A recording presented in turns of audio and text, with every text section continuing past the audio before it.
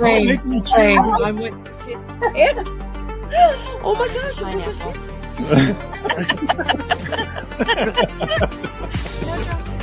Hi, buddy. In the drawer sometimes.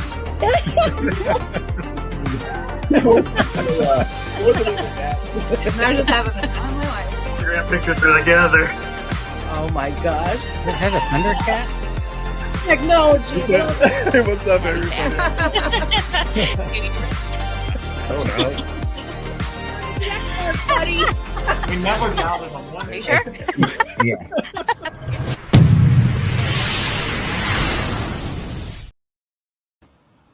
Hey, everybody. Welcome in to the Launchpad Reseller Podcast, Season 2, where we are joined by Sean Spines in Bob's absence. I was not left alone today, unsupervised. Thank you, Sean, for stepping in tonight. I appreciate it. Anytime. And we also have Tallgirlpicker, Allie. Welcome in. This is the Allie and Ellie show. Thank you. Nice Glad to be here. Right, I know. I like it. I have a little bit of an introduction. I'm going to try to do the Bob thing. I know he says to wing it, but I prepared a little something. So here we go. Tonight we're joined by a full-time reseller who lives by truly the idea that knowledge is money.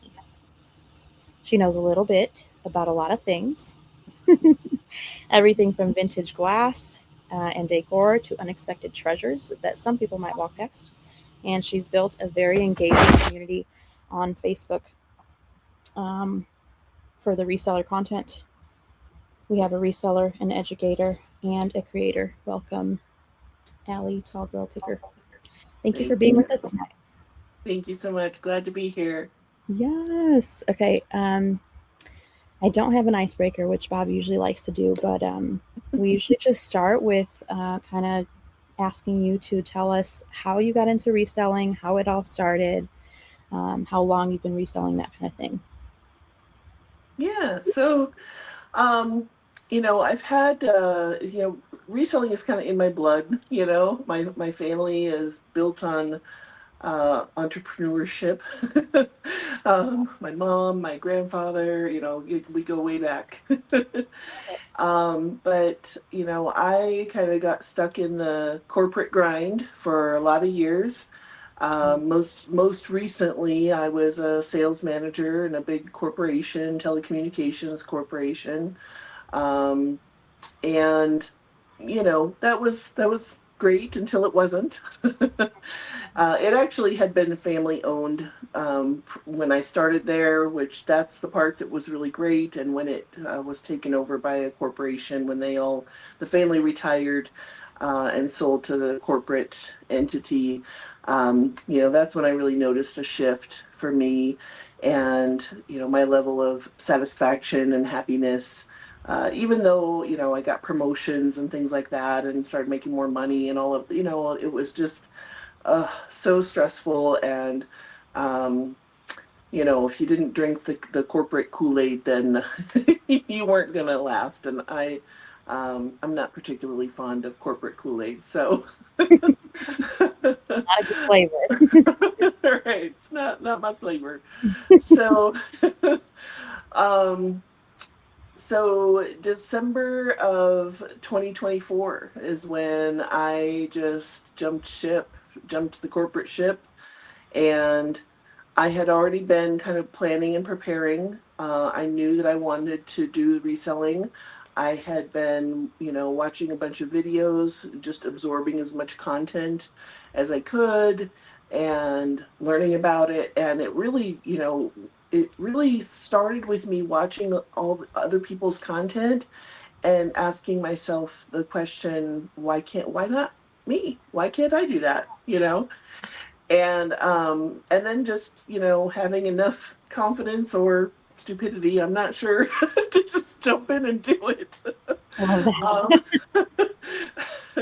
And so, I resigned and jumped in full time. I did have a safety net to fall back on. I wasn't under the illusion or delusion that I was going to immediately make enough income to support myself on, reselling. So I did have some money saved up, and um, I really just dove into it and immediately loved it. I continued to and still continue to watch other people's content, learn about other things. I would say that's, one of the biggest ways that I have learned about, what to look for, and how to do what we do, has been by learning from others. I try to share useful information that I've learned along the way as well. Um, so since December 2024, so not even 2 years, I've been doing it. Um, and I have been blessed with, just kind of a natural eye for things, but Mhm. also a really good memory. I think, there's some neurodivergence in my family, which seems to be a very common trait among resellers. And I have that innate ability to remember everything that I've seen or everything that I've bought or that I've sold, and, how much and what it can go for. And, can't remember what I ate this morning, but I can remember what I sold, 2 months ago and how much I paid for it and how much it sold for. So, you know, go Yeah, figure. it's a hyper focus thing. I get it. Yeah.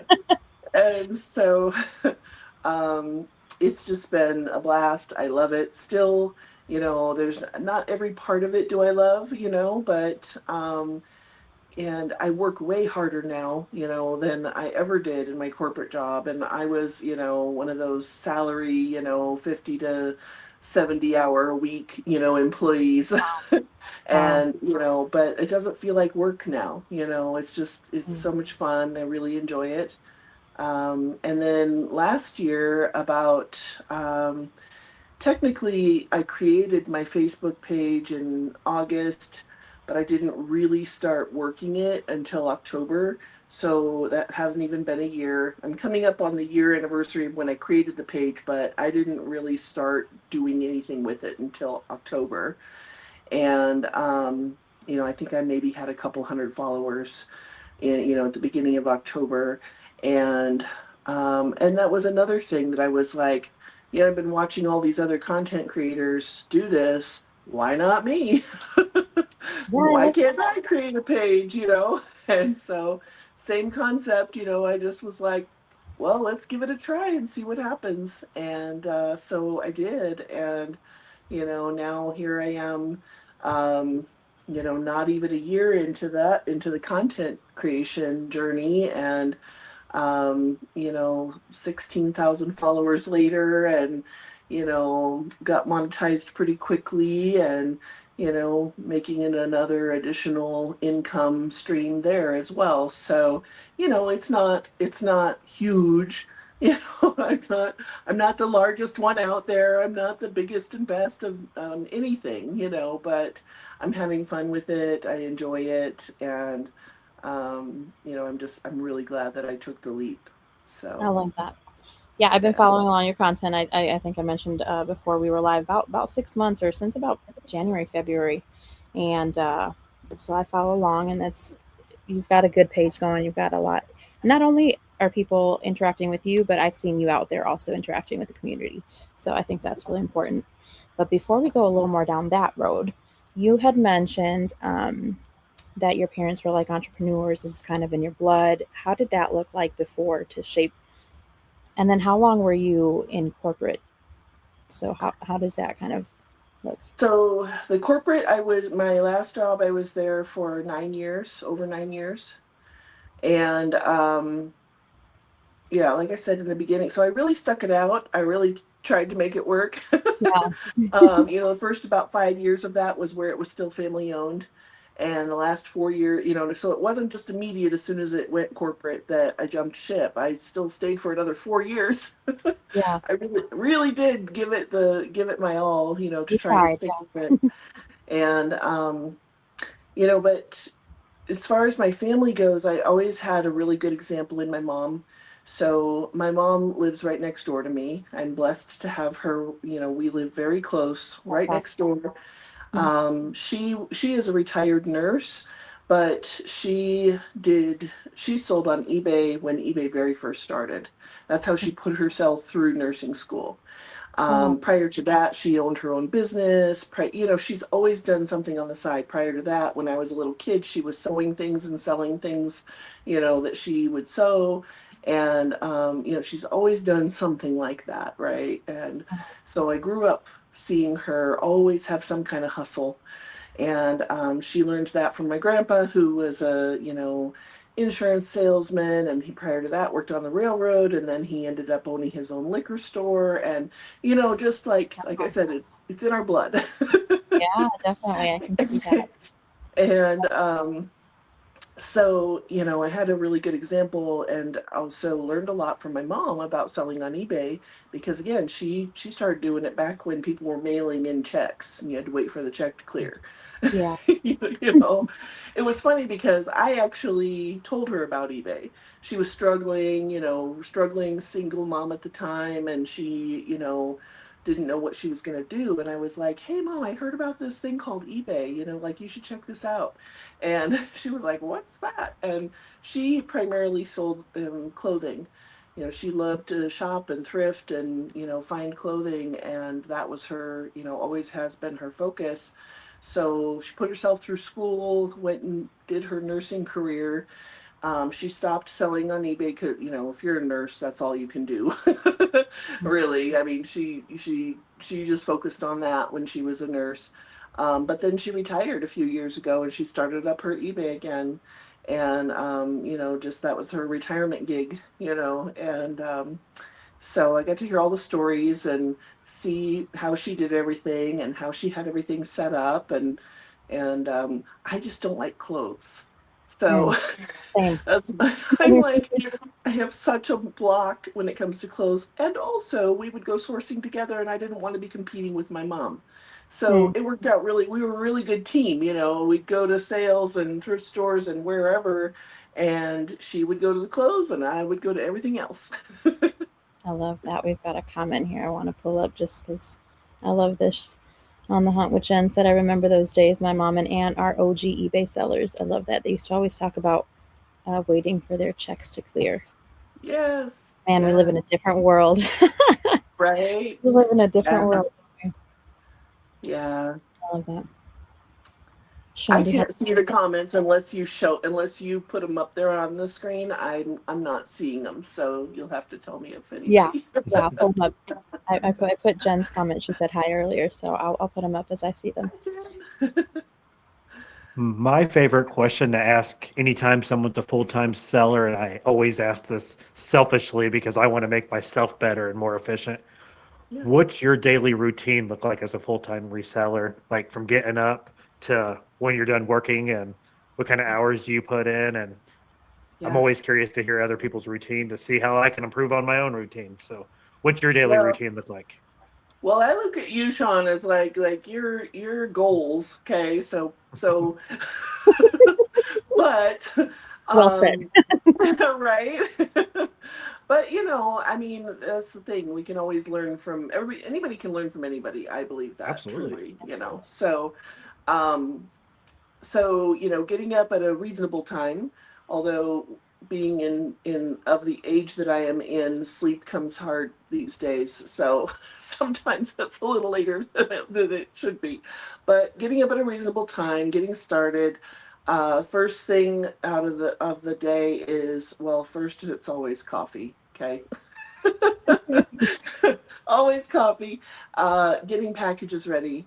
So getting my package, going through, picking, pulling my inventory that's sold, making sure my labels are printed, and getting everything packed up from the day before. I do have like 2 day, so I have 2 day handling on my eBay, but I always try to ship the next day if I can. Um, so day before sales, getting those all packed up and ready.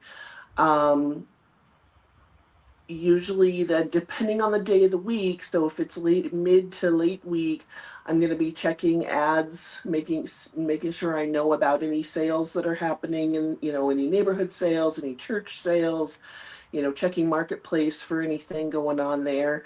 um, I do that the night before as well, but a lot of times people don't post those until the morning of, so I'm always checking in the morning as well, so doing some research there.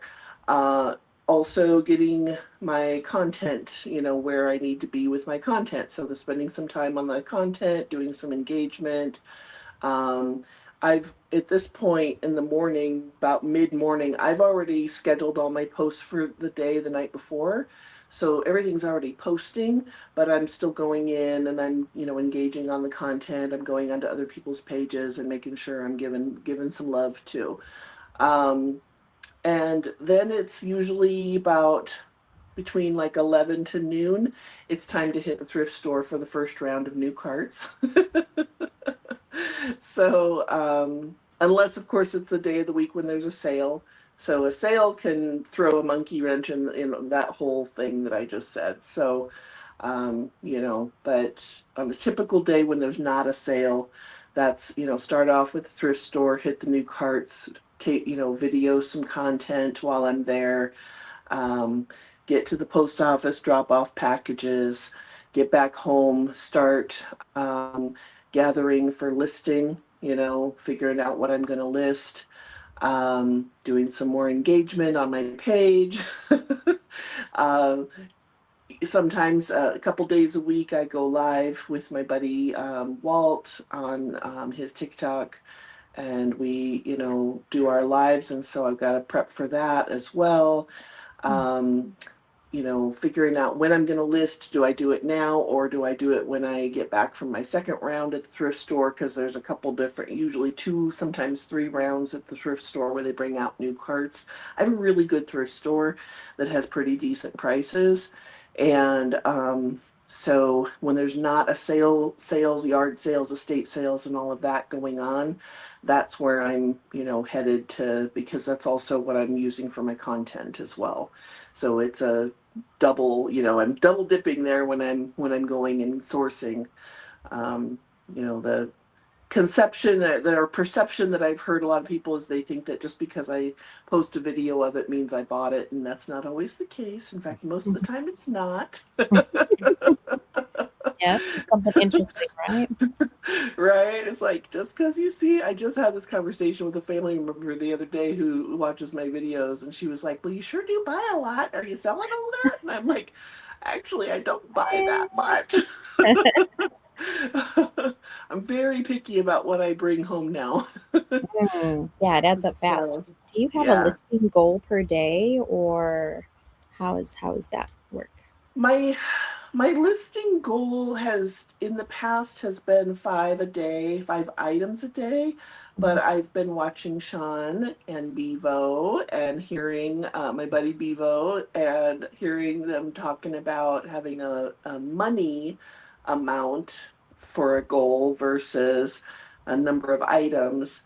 And I'm leaning towards, trying to push myself in that direction instead of just a number of items per day. So Yeah. I don't always meet my goal too. I'm here to tell everybody, like, I don't do it all right. I don't get it right all the time. I don't get something listed every single day. I'm not perfect. I make mistakes. Yeah, I know. And I'm a big believer in doing what works for you too. So, and I'm one person, so I don't have any help, single mom, working with kind of limited space, and, just being one person. So, there's oftentimes, I mean, I'm doing something reseller or content related from basically the time I wake up until I'm in bed, usually scheduling my posts for the next day. So, you know, now there's family stuff in there, mixed in there, and that's the freedom. I love the freedom that we have, that if somebody needs something, I can just stop and go do what needs to be done and handle it.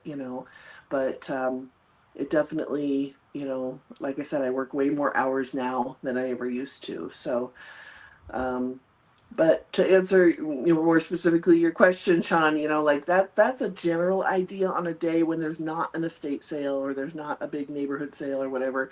If there's some big sale, that whole morning is gone with that, because I'm going to start as early as I possibly can and hit the rounds with the sales, yard sales, church sales, estate sales, and all of that, and get all of that, so I have to plan for that the day before, get my packages ready the night before, have everything in my car ready to go for that, and, make adjustments as I go.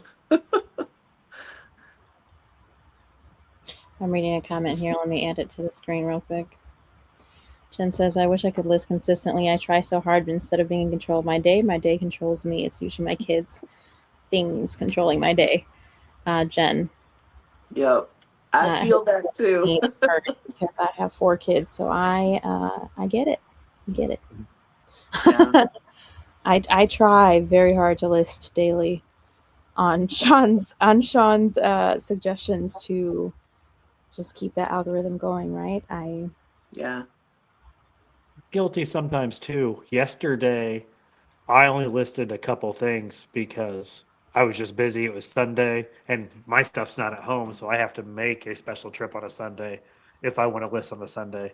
Now I caught up and I list double the day, so I made up for yesterday. But even I'm guilty of sometimes not listing my entire listing goal every single day. So it's not just you guys. I do it sometimes myself. So. Well, that's good to hear. I'll be less hard on myself when I reach your kind of goals. Right. Are you cross-listing at all, Allie? Am I what? Cross-listing? Are you listing to other platforms, or are you just on eBay? I am primarily eBay. I do have a few things over on Mercari. So when I found out that you can't I also sell like colognes and perfumes and things like that. And I didn't know that you couldn't put used colognes and perfumes on eBay. So when I first started, and then I found out, got a nice little violation and freaked out and took everything down and went over to Mercari and put all of that stuff over there. That's kind of like my next phase. I feel like I am almost there as far as ready to start doing the cross listing thing.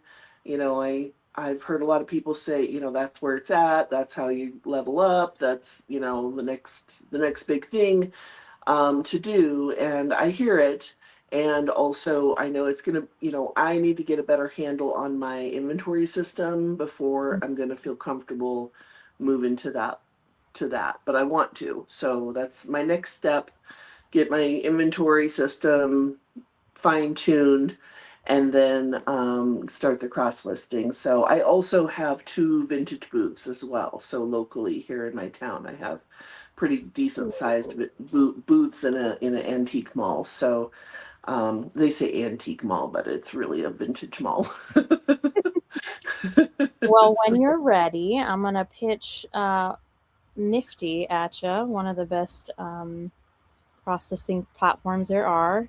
You can cross-list to, I believe, 6 different marketplaces, and it's really good for organization, super easy to import, and also keep track of that inventory, which I think I'm doing basically what you said, Sean, in a previous episode, is to just put it in the SKU number. So that's how I'm kind of keeping track of it, and it's like stupid simple. I'm like, that's all you do. Yeah. So, code Rocket City for Nifty, 20% off if you use that code. Nice. That's for everyone. I know.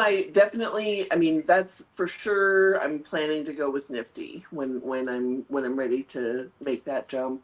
I've heard a lot of people talk about a lot of different ones, and over again, that seems to be the one that everybody says is the best. So that's definitely definitely my plan. So it's just getting there. It's a little bit daunting. Yeah, it feels daunting. I started mine in May, so I get you. What size store are we dealing with here? I think I currently have 860 something Oh, listings. you're getting up. Yeah, girl. Yes. Yeah, Do it. right. I know. And I would say probably 75% of that is vintage. So I know that I need to get on Etsy. I know, like You'd I also know, I kill it know. on Poshmark as well. I sell a lot of like my estate kind of items, some of those vintage Yeah. items. They always sell on Poshmark really well too. So Yeah. Wow. Okay. I Yeah. mean, I think I've been seeing increase in sales across the board again. I just started in May, so I think my store is like 300 or something. Jen is asking, does Nifty have photo room built in with the bulk photos feature? Is it photo room? I think it is, that you can like white out the backgrounds in there. I don't know the exact name. It does have some kind of background removal in there, but I I personally believe don't it is use it. photo room, but I'm not sure if it's that. I use it every once in a while. If I have like a large item and I don't like my background or something. I shoot on a white background, so I don't use any of the background removal tools because my background's already white. So I Yeah, it do. just I'm not like the guy to ask about that kind of stuff. I do that too, Sean. Yeah. Everything just is, yeah. see. I take pictures whenever I get the chance. So if that means that I might be on my bed or floor or something, like I'm squeezing it in there. So Yeah. I like the photo room option. um, My suggestion is soon as you get your inventory SKU system, because this is a mistake I made. I waited too long to start cross listing. I got a little Yeah. over 7,000 listings, and only about half my items are cross listed because I started cross listing so late that I Yeah. still can't even catch up. I get all my new stuff cross listed by going back and getting my backlog cross listed. I'm only have the time to do so many a day, and so I'm Right. still not completely cross listed. I wish I would have just Done it from the gotten in shape beginning. and started right away. Yeah. Well, I'm currently also trying to purge out. So I've kind of switched my model. I used to list. When I look back at what I was listing, a year to a year and a half ago, I'm like, what was I thinking? So there's so many things that are still on there from older listings that I just I'm trying to, like, anything basically about $25 to $30 or less. I want it out. I don't want it on my eBay store anymore. I'm trying to keep my inventory at 25 plus. My booth does really well with that under 25 stuff. So, I can pull all that stuff, throw it in the booth. If it doesn't sell there in a month or two, then it goes away. At that point, it just goes away. I utilize the same strategy. All my like either big and bulky, breakable, or under $20 stuff goes to my booth, and Yep. I can just keep lowering the price till it's gone because at that point I just want it gone anyway. So Right. I Right. utilize the exact same strategy, and I keep a booth just for that reason. So I get Yeah. it completely. Yeah. I love That- that. So, yeah. I see where Jen in the comments said that she sells more hard goods on Poshmark than clothes, and Poshmark's my second biggest platform, and I don't even sell. I sell a rare piece of clothing every once in a while, but the day I Yeah. sold a HVAC blower motor on Poshmark. Wow. Wow. This eligible. I have it listed under the electronics other category, and I sold an $80 HVAC blower motor on Poshmark. So if Well, you're dang. worried about only selling clothes, I mean, Yeah, if I you was don't sell gonna clothes, say. it's not Yeah. worth cross listing. Other stuff It- sells on Poshmark all the time. It's my second best platform. So. That's good to know. Yeah, because I didn't think of that. I thought Poshmark was mainly clothes, and the only thing I will mess with as far as clothing goes is Carhartt and other workwear type stuff. My mom doesn't want to. She doesn't like to list those things, and I'm like, give me all the Carhartt. I've sold a bunch of Carhartt, so. And you're like, yes. Yeah, $400 jacket. Yes, please. Yeah. Mhm. Yep, that'll do. Can you tell us a little bit more about your booths? I'm interested. You said you have 2 booths. How, like, Yeah. are we? Yeah, tell us about that. I love it. What I love about it, okay, so my inventory room is just kind of mayhem, like especially because I'm not super organized. I told myself I'll remember where everything is. 800 and In something there. items later, now it's like I actually do still do a pretty good job of remembering where stuff is. However, there have been the occasional lost items. Um, so, but basically it's some things are like this is the area where all the Christmas stuff is, and this is the area where the toys are, and this is the area where that kind of organization is kind of happening, but not all of it. Sometimes it's where it's going to fit, that's where it's going to go.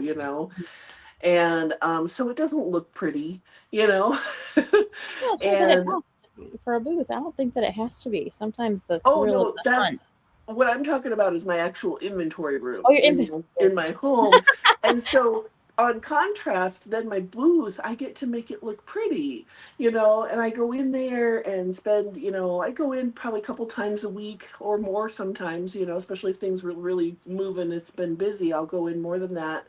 And I really like that little kind of creative outlet of making it look nice, because I don't have that at home going on with my inventory. And so being able to take things in there and kind of curate the, how it looks, and, this is the area where I have all the kitchen stuff, and I've got my Pyrex wall, and I've got some canisters and some cool, kitchen gadgets and things like that. And then, anyway, the creative in me appreciates being able to kind of make that look nice, in the booth. So I've been in there for it's a very large, huge antique mall in my town. The biggest one in the town.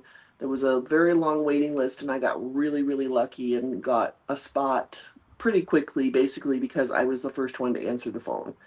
And she told me when I signed up, she's like, the list is very long, but I go through the list very quickly, and it's whoever answers first. So I made sure I saved her number on my phone, so I knew who I knew who it was going to be when she called, and I answered immediately, and I said yes immediately. So I only had to wait a couple months to get in there, and then I was able to expand pretty quickly too. She had another space open up right next door to my existing one, like 2 months later, and I just happened to be in there revamping my space when that space emptied out, and I was like, "Hey, can I have that too?"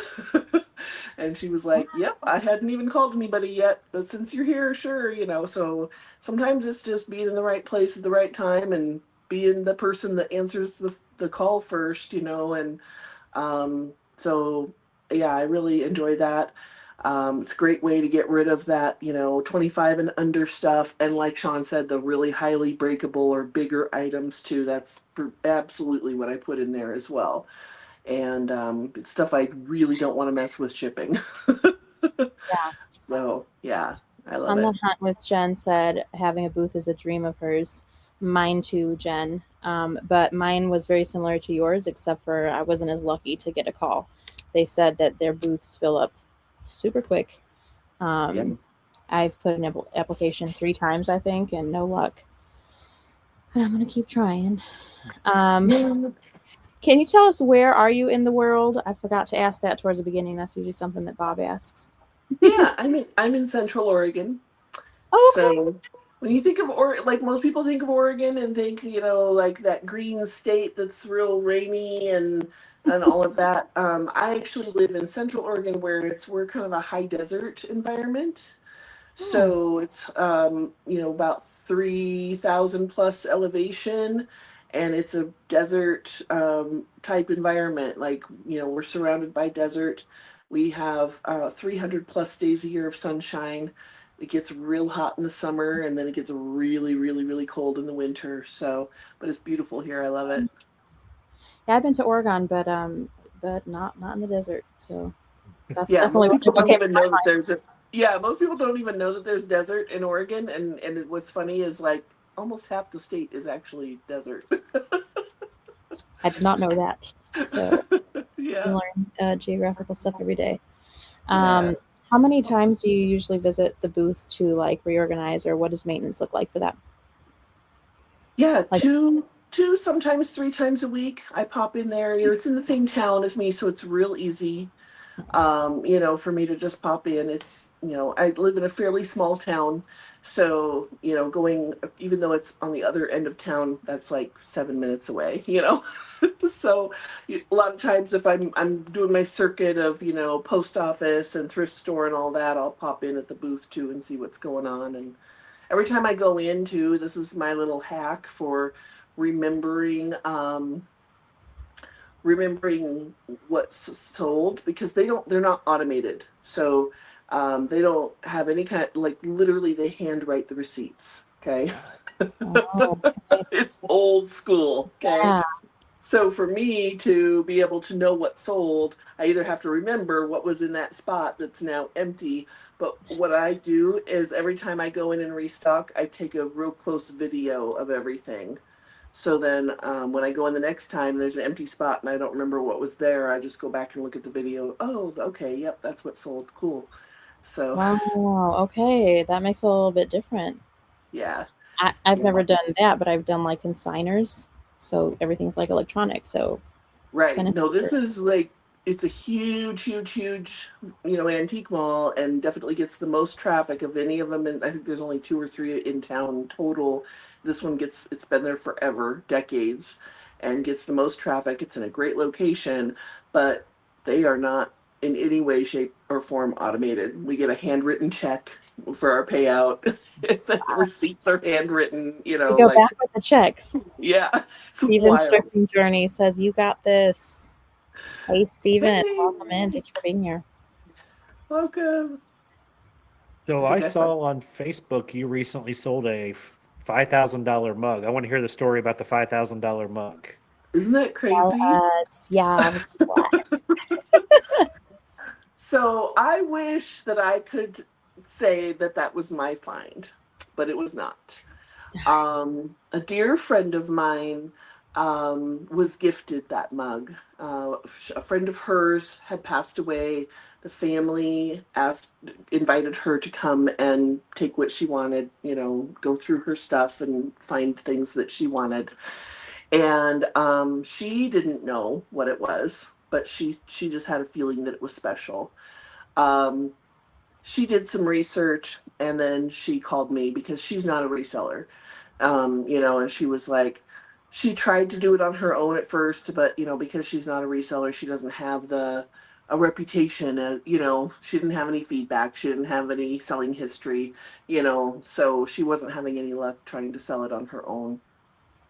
So she asked me, we talked, and I think actually I might have just offered, and said, hey, I'll let you, she was trying to raise money to help put her daughter through college, for college tuition starting in the fall. And, I want to help. She's a very dear friend of mine. We've been friends for years. And, I was like, yeah, well, let's do this.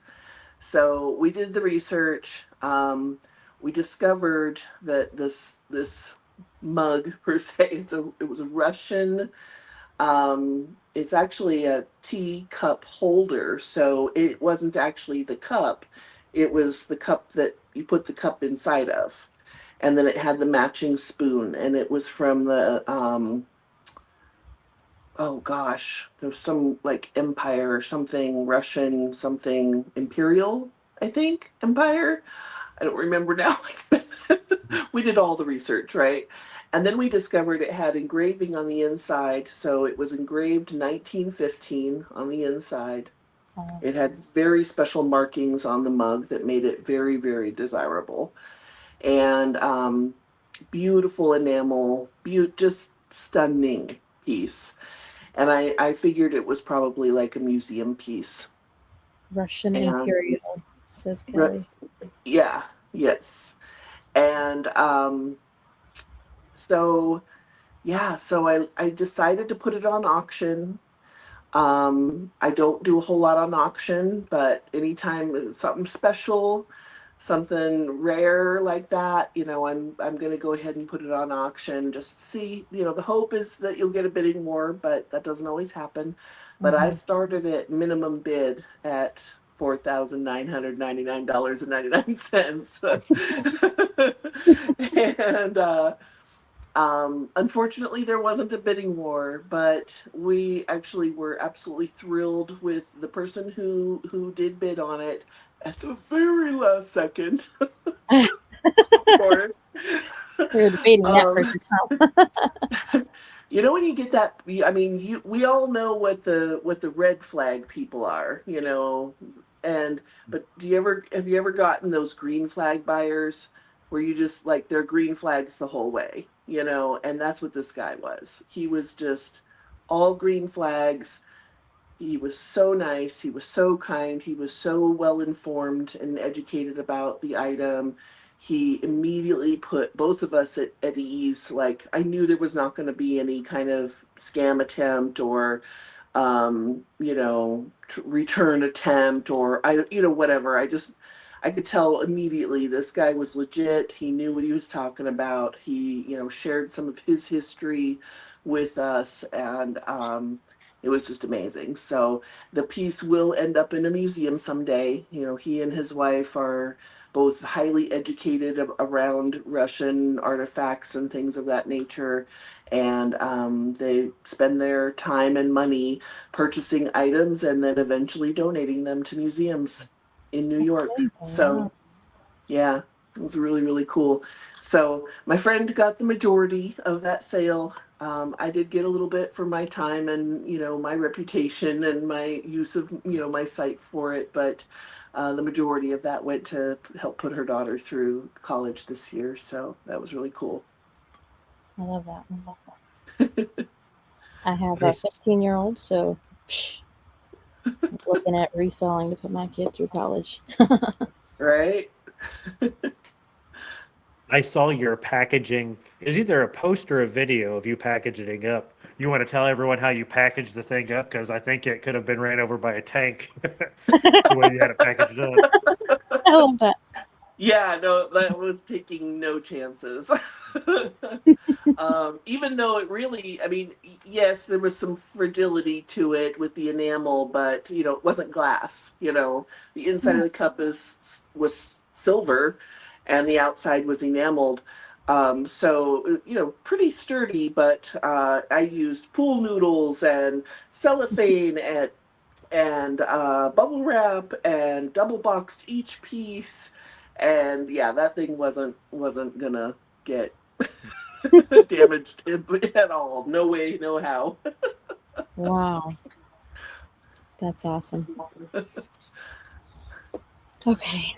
Well, do you have any other questions, Sean? I always like to hear people's goals because I'm a big goal-oriented person. So I just like to hear other people's just goals, reselling goals, personal goals. What's your goals for this year and going forward? Well, I had goals in the beginning of the year. I don't like to set New Year's resolutions. I like to set goals. And so, they're probably the same thing, but whatever. I don't like the whole concept of resolutions. New year, new me, that. I'm like, let's just, do our best and try to do better than we did the year before. And that was, mainly my goal. I really wanted to hit 100K in sales on eBay. I don't think that's going to happen. So with the shift towards my content and focusing more on content, during the beginning parts of that, the beginning of the year, my reselling suffered from me spending too much time on the content side. And so, now I'm finding the balance now and getting back to, it was like I had this realization, especially when I was in the place where I really wasn't earning very much at all with the monetization on Facebook. It was like, why am I focusing all this attention on content when reselling is what's actually paying the bills, and the content wasn't at the time. Um, so that's when I made kind of a shift with, it was like probably about March or April or somewhere in there, somewhere between March and April, May ish was when I made a shift with my content.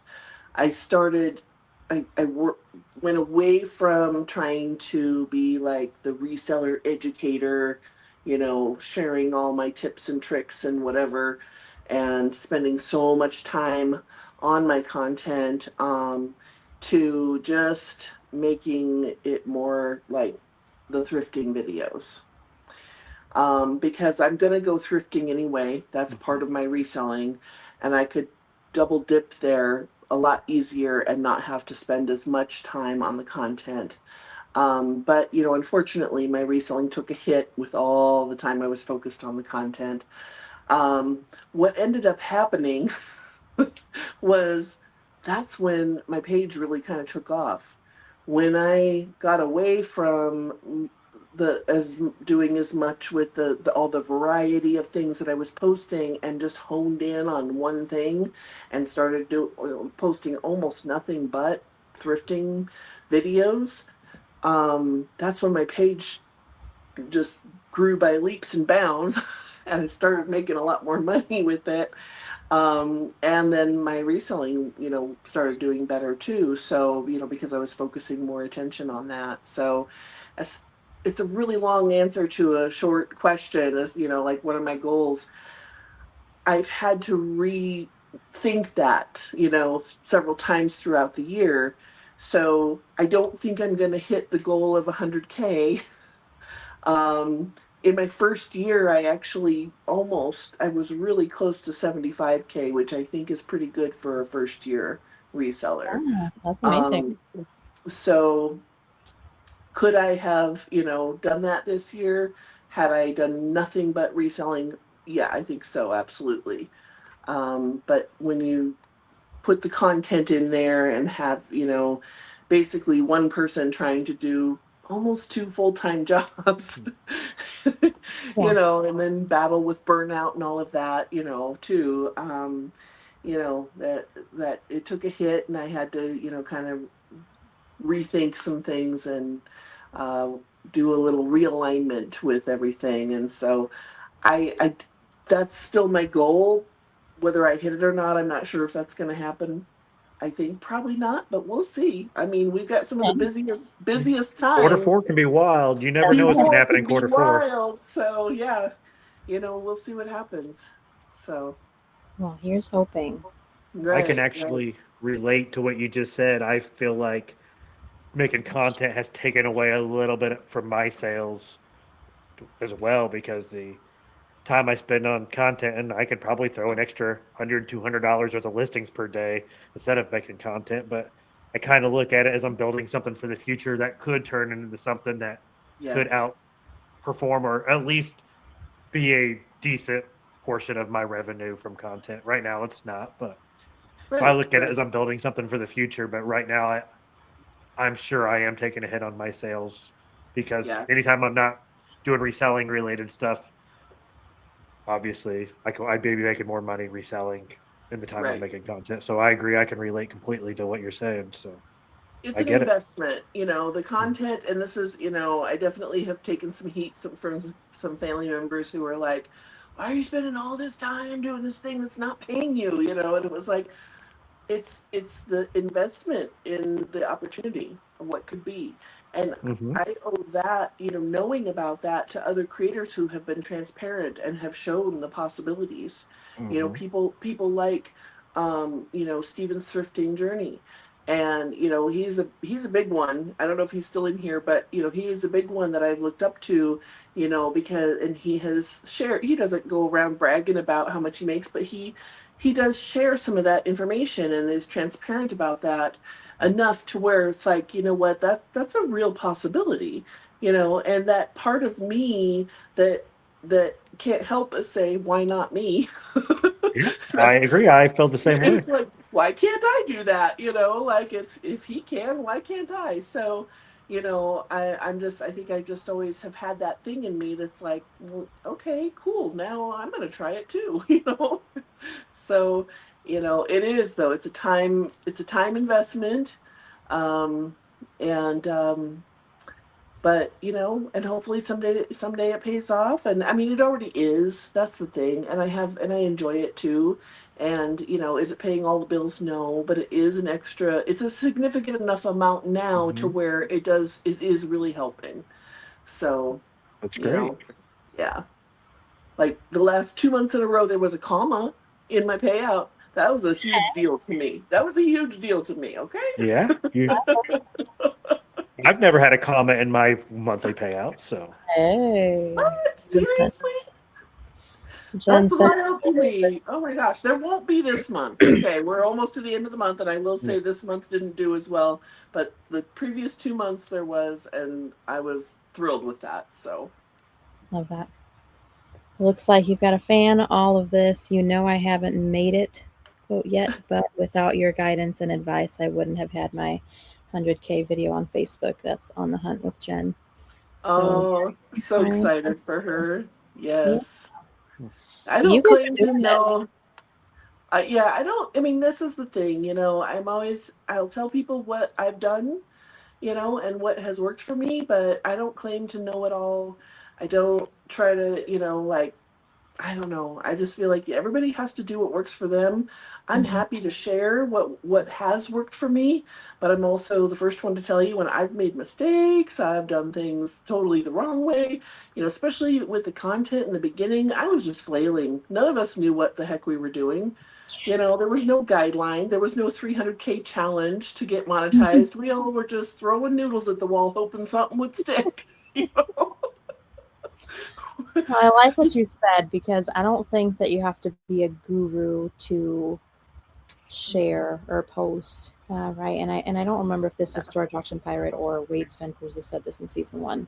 You don't have to necessarily always be informative. You just have to document. Just document what you're doing, and you're doing it. Yeah. So. Yeah. And in fact, for me, I've really gotten away from, I used to post a lot more, trying to, educational reseller content, and I've gotten away from that. Not because I don't think I know anything, because I do think I do have I have valuable knowledge. But I feel like for me, being pretty new, under 2 years, first of all, who am I to be, telling other people how to do it? But also, there's so many different variables. Each person has a different circumstance and lives in a different area and has a different market and different things available to them and different, space available to them. And, like there's so many variables. It's not a cookie cutter business. And you can learn a ton by watching other people and learn what to look for. But, like somebody was telling me, well, like, I never find Carhartt where I live. I find it all the time because I live in a rural area where that's all anybody wears out here is Carhartt. So I find tons of it. But, in certain parts of the country, it can't be found. Certain kinds of glassware I never find out here because I'm all the way in Oregon. And that glassware was all Midwest stuff, I hardly ever find that stuff. So, it's just, there's so many variables. So when I made the switch to kind of make things easier for myself and just focus on, here's what I found at the thrift store today. Oh, look at this thing, oh, look, here's how much it was, would you buy it? I was really kind of taking a break from the intense content and, getting too in depth and trying to teach and all of that and just trying to keep it simple. And then that's when it kind of blew up. So I was like, oh, okay. That worked. Love it. I'm going to keep doing that. All right. Well, usually around this time in the podcast, we like to ask our guests, I don't know if you've watched before, who you would like to see on the Launchpad Reseller Podcast. Anyone in mind? Oh my goodness. Oh. Hmm. Um, let's see here. Well, I don't know about like who you should have on the podcast. I'm going to tell you some of the people that have inspired me. And whether or not these are people that are on your short list for to have on the podcast or not, then, cool. So Steven's thrifting journey is one of them, for sure. Um, Bearded Thrifter is another one. Um, let's see here. Oh my gosh, why am I like just completely drawing blanks? Um, Pickin' It Easy. So Walt from Pickin' It Easy, he's a good buddy of mine. He, has definitely inspired me to, just there's so many. Oh gosh, Tuition Ain't Cheap. So I think Amanda from Tuition Ain't Cheap, she's one that I follow. I just sold 3 root touch-up, L'Oreal root touch-up things that I found at the thrift store for $1.50 each, and they sold for $150. And that was thanks to her. Nice. I love Yes, her too. right? Those discontinued hair care products. I'm telling you, there's some money there. So, people like that I've learned a lot from, but I've also learned a lot from some of the smaller, people too. So, I think, gosh, I'm trying to think who else. I'm missing people, and I'm gonna feel terrible afterwards and be like, I'm sorry, I should have mentioned you. So No. I'm just gonna leave it at that. And, Yeah, that's all right. I think you said Stephen first, so I'm gonna do an official call out. Stephen. It's Steven's what is thrifting it? journey. Thrifting with Stephen, right? Steven's thrifting journey. Oh, Stephen's thrifting journey. What do you Yeah. say? Will you join us on the Launchpad Reseller Podcast? And I'm going to also reach out to the rest that you mentioned. So Yeah, I look up to them as resellers, but also as content creators. The kind of the whole package and the sharing, honestly and openly, transparently, and being real. That's really important to me. Like I don't want to watch people that I feel like that's fake, or that's not, or that they're looking down on other people, or all about ego or image and stuff like that. That's not what I'm about at all. So those are ones that I really appreciate. So I love that. And that's what we try to encompass here too. Collaboration over competition. There is space at the table. There's a seat at the table for everybody. So yes. Yeah, absolutely. Appreciate that. Sean, and you already had Bevo, so Bevo's covered. So he's a buddy of mine too. I love that guy. Yeah, he's awesome. All right, we're gonna go to final thoughts. Sean, got anything?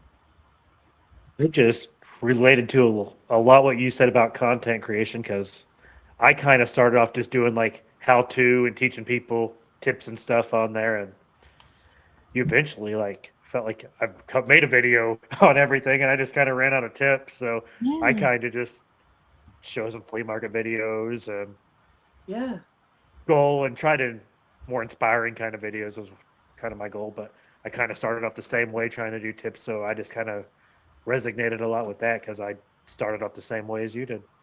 Yeah. Yeah, you do kind of run out of, it's not super often that something new and big, comes up, It's I can only show people how to use calculated shipping or free shipping on there so many times, even though I still get that DM daily. Right. Yeah. I mean, you can recycle some stuff, but your longtime people are going to get tired of that after a while. Absolutely. So Yeah. Yeah. Well, I can see why you are so successful. You are very community oriented, Allie. We appreciate you being on. Thank you for sharing your story and your journey with us. And we hope to kind of be in contact, right? In the future, follow each other, keep up with each other, and all of that. Awesome. Thank you so much for having me. I appreciate y'all, and looking forward to continuing to watch both of your journeys as well. Appreciate you. Same as well. Thank you. Let me make sure I get the right outro because I messed up yesterday. Here it is. That's going to be all for tonight. I appreciate it. Just remember, here goes Bob's line. If you can't be good at it.